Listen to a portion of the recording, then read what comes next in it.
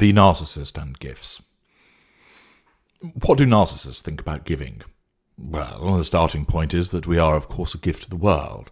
And really, should there be any need for us to give anything more? Of course there is. The giving of gifts provides us with yet another opportunity to manipulate people, to assert control and ultimately draw fuel. The giving of gifts has another term, bribery, because that is what it is. We're not giving you the gift born out of emotional empathy because we think it's the right thing to do, because it's your birthday, or because it's an anniversary, or because it's your wedding. We're doing it for our purposes. The provision of a gift is a form of bribery that is being done to draw on the prime aims from you. Some people think that narcissists may not want to give gifts because we hate to do things for other people. The latter part of that point is essentially correct. But the simple fact, as ever, is that the end justifies the means, and therefore we will do that. And if it means that this means parting with some of our money to purchase a gift and spending some time selecting it, then so be it, so long as it creates an outcome for us. Of course, lesser and mid-range narcissists, where they are moved to purchase a gift, do it because they believe that they're doing the right thing, and that they, particularly where it's mid-range, they're being nice and pleasant, and being a good friend, and being a good husband, etc. But the real reason they're doing it, unknown to them, is for the purposes of the pursuit of the prime aims, chiefly fuel and control. You will understand, of course, that where the greater or ultra does it, we know that it is a means to an end, and that we're utilising a form of bribery to get what we want. An exhibition of our financial largesse is a way of controlling you. Our supposed considerate and thoughtful gift is merely a representation of the assertion of our control over you in the drawing of fuel. What type of gifts, however, does the narcissist become involved in? You may be surprised to learn that there are far more than you anticipated. And here are a great number of them, along with suitable explanations to help you understand. Number 1, gifts of seduction. During the seduction of a victim, some of our kind revel in the grand gestures of expensive and wonderful gifts. There may be repeated gifts every few days, or some large grandiose gift. Occasionally, we may give careful consideration to what will impress you most of all, but it is always linked into how it will benefit us. The purpose of such gifts is to cause you to come under our control, to provide us by fuel by admiring us, thanking us, and drawing closer to us as a consequence of our generosity and our supposed thoughtfulness. Don't think that we have been that considerate. You're probably receiving a similar gift to the last primary source. It worked last time, and so we'll do it again. Thus, the somatic narcissist who selects victims who are into material items may well always purchase some Louboutin shoes for each victim. The cerebral narcissist will provide a weighty tome for you to read. Not only is this exclusive hardback expensive, but he can tell you all about how much he knows about the subject later. We also rely on the fact that even the gift is not precisely what you wanted. Most people are delighted to receive gifts, and during the wonderful, elating and mesmerizing seduction, we are bribing you with these gifts. The whole of the effects of our seduction makes the receipt of the gift all the more gratifying. It gains kudos from being given against a backdrop of compliments, love, or supposed love, amazing sex, days and nights out, and so forth.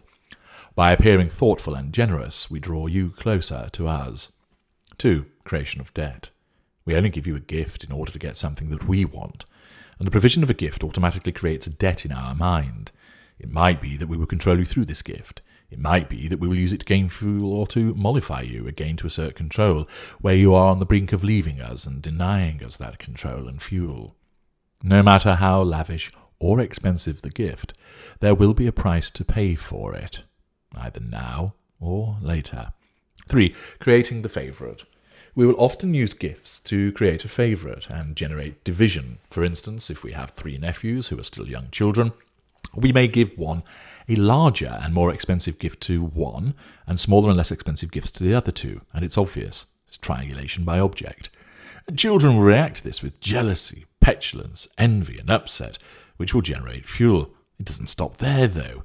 The parents of the nephews may well react as an equal treatment, and therefore that enables us to assert control over those relevant family members. If we are challenged as to why we have done this, you can expect to be told, "It's my money and I decide how to spend it."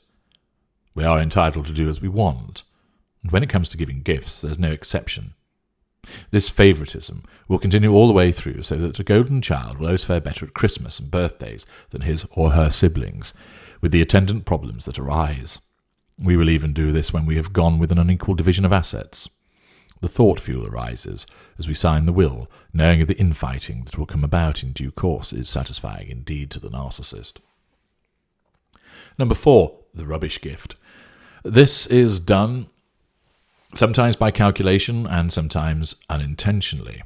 Since we lack empathy, we see no need to consider what somebody else might really want for their birthday. Thus, we provide them with a hideous jumper that is too big, or a garish ornament. The look of dejection and disappointment on that person's face enables us to assert control and draw fuel when they receive a book about butterflies, and it's all good for us. Of course, if they don't seem appropriately happy, this allows us to roll out comments such as, "But I thought you loved butterflies. I looked everywhere for that gift for you. You should be grateful that you got anything at all." Invariably, we know that you don't like butterflies. We found the gift in the bargain bin at the supermarket, and we recognise that you won't be grateful. We don't want you to be. We want to provoke you and make you look bad because you're being devalued. 5. The residual fuel. Flowing from the rubbish gift is the expectation that when we next call around, the hideous statue of what is meant to be 2 dolphins in the foam but looks more like a frothing Quasimodo should be pride of place on your mantelpiece. Alternatively, you should be wearing that migraine-inducing jumper, and if you are not, then of course you're threatening our control by the rejection of this gift, and therefore you can expect the narcissist to assert control by making you feel guilty for not showcasing the generous gift that you were provided with, or doling out a pity play, particularly where mid-range, to say, "Oh, didn't you like it?" Number 6, the wrong gift. The cousin of the rubbish gift. This gift may be a good gift, but it's the wrong one. You may already have one of these items already, and a second one is of no use to you. It might be that you asked for a handbag in black, and we bought you one in brown, even though it's the same style and make. The shoe size might be 2 sizes out either way, the ring too small, the lingerie too small. We do this because you see the wrapped item and recognise it to be the item you've asked for, and your excitement mounts, only then to be dashed by this narrow miss. Yes, you may be able to exchange it, but, "Oh, sorry, I don't have the receipt any longer." And we'll make a song and dance if you point out that it's the wrong gift because you're threatening our control, or if you fail to look suitably happy. You can expect comments such as, "You have one already? Well, a spare shoehorn is always handy, isn't it? It is too tight? Not my fault you put weight on it, is it? Maybe you can slim into it. You told me size 7. Yes, you did. Stop trying to blame me for your mistake. So what if it's a different colour? You should appreciate the fact that I bought you something." Number 7, forgetting a gift. Where you're being devalued, there'll be occasions, because of our sense of entitlement, lack of accountability, and lack of emotional empathy, for the purposes of asserting control over you, we don't buy you a gift. This provides us with the ability to control you and fuel, as we see you waiting all day, expecting a delivery to the door, or hunting around the house thinking that we've hidden your gift. When evening comes and no gift has been forthcoming, your annoyance, upset or dismay provides us with further fuel. Of course, we will apply selective amnesia or deflection to the situation, calculated where greater or ultra, instinctive where lesser or mid-range. "Oh, I thought the anniversary was next week. It's only Valentine's Day, you shouldn't expect a gift. You're too old to receive birthday presents now. Is it your birthday today? I could have sworn it's on the 21st. Number 8. Gifts. You are expecting a gift, and there is something expensive sat on the dining table. It's not given to you, but it sits there all day, until you eventually ask if it's for you, only to be told that it's not, and it's for us. We've triangulated you with an object. Cue your crestfallen luck, the assertion of control, and more fuel. 9. The respite and Hoover gift. Part of the seduction family. If we are looking to bring you back into the formal relationship following disengagement or escape, or if we want to reinstate the golden period, we will supply you with gifts again, bribing you and endeavour to make them thoughtful so that you provide us with positive fuel and you succumb to our control. 10. Future faking. Gifts are not immune from us always promising to buy you something amazing for that forthcoming birthday. This keeps you bound to us. You keep giving us positive fuel from enthusiastic responses to our promises, but we fail to deliver. We draw fuel, assert control, and then promise to get it for you for Christmas instead. You know what's going to happen though, don't you? 11. Charity gifts. If we make some donation to charity, whether it be cash or equipment or even items we no longer need for them to sell at a charity store, you can be sure we will let as many people know as possible of our generosity. This asserts control, gains fuel, and maintains the facade. 12. Outdoing others. If there is a christening, a baby shower, or a wedding, we will often go big with our gift giving. If you have a wedding list, we will go off list, sense of entitlement, in order to be different, even though that crystal orange juice squeezer is not exactly needed. This form of gift giving is absolutely nothing to do with you. The gifts are likely to be lavish and expensive, but it's all about us showing off, and thus asserting control over you because we expect you to appreciate it, and also the gasps and admiration from other people, and so we control them also. Of course, any complaint or lack of appreciation will be met with a put down or, where mid-range, playing the victim. 13. Recycling. You end up being given a gift which was clearly a gift to us that we didn't want. In some instances, we may even have left the gift tag on, showing that it was a gift to us because we don't care that you see about this, and this increases the reaction from you. We considered those lavender bath bombs we received to be total insult, so next door can now have them as a housewarming gift. Even beyond this, we may even give you a gift. We may even give you something which you gave to us. Not only does this show us to be cheapskates, it also shows that we don't think much of your gift. Assertion of control and fuel abounds. The compartmentalization of the narcissist will often be that the narcissist might not even realize that you're being given the gift that you gave to us. And if you point this out, you challenge our control, and you'll be met with denial. 14. Proximate fuel.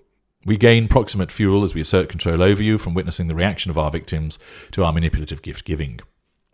As you know, to assert control and gain fuel, often a scene has to be caused. What better way than doing so in person at a party or an event? Fuel from primary source and secondary sources. 15. Thought fuel. Gift giving allows a double whammy. We have the chance to gain proximate fuel when we hand the gift over, and you unwrap it, and we also contemplate your reaction when we're not there. Either siblings fighting over the gift, people expressing hurt at a tasteless gift, a rubbish one or the wrong one. So we gain fuel after the event. And also, where we've provided you with a decent gift, we derive thought fuel from imagining your appreciation, although invariably we would prefer to be there to witness it. 16. The early declaration. If we are being grandiose in our gift giving, you can expect to know about your gift on Facebook or similar platforms when we post pictures of it and tell the world what we have got you for your birthday. There's no birthday surprise for you, but we don't care about that. Lack of accountability towards you and a sense of entitlement. Not only we are showing the world and maintaining the facade and drawing fuel and asserting control over secondary and tertiary sources. 17. What the last one got. We buy you a gift, and we can see you are not happy with it, underwhelmed, or even upset. Of course, there will be no sympathy or consideration shown by us. All we will do is remark about what we have got you is bigger, better, and more expensive than what the last primary source got, and you ought to be grateful. This also works in reverse when we let slip that we didn't get you something as good as what the last primary source received because you didn't get a good birthday present for us, even though, of course, you will have done so, but there is the revision of history, the need to assert control, and the devaluing behaviour. 18. The last one didn't appreciate my gifts. If we note or sense that you're unhappy with our gift, we will, of course, gain fuel, but you are challenging us, and therefore we will look to emotionally blackmail you into being pleased with it by telling you how mean the previous primary source was, in that no matter what we bought him or her, they never appreciated the gifts. Suddenly, you are gushing over tickets to local amateur dramatic performance of Macbeth, even though you absolutely hate plays. You're being triangulated with both object and person. 19. But look what I gave you. This is done for future manipulation. If you fail to do something in the future, fail to submit and do what we want, we will hark back and do so repeatedly to that marvellous, rare and expensive gift we once got you, bringing up the past. As I mentioned above, you will always end up paying for the gift in some way. 20. The target. The gift we have given you and one which you like and cherish is used in the future as a device to manipulate you, assert control over you and draw fuel from you. We will threaten to break the gift, or we do break it. We hide it, or we take it from you.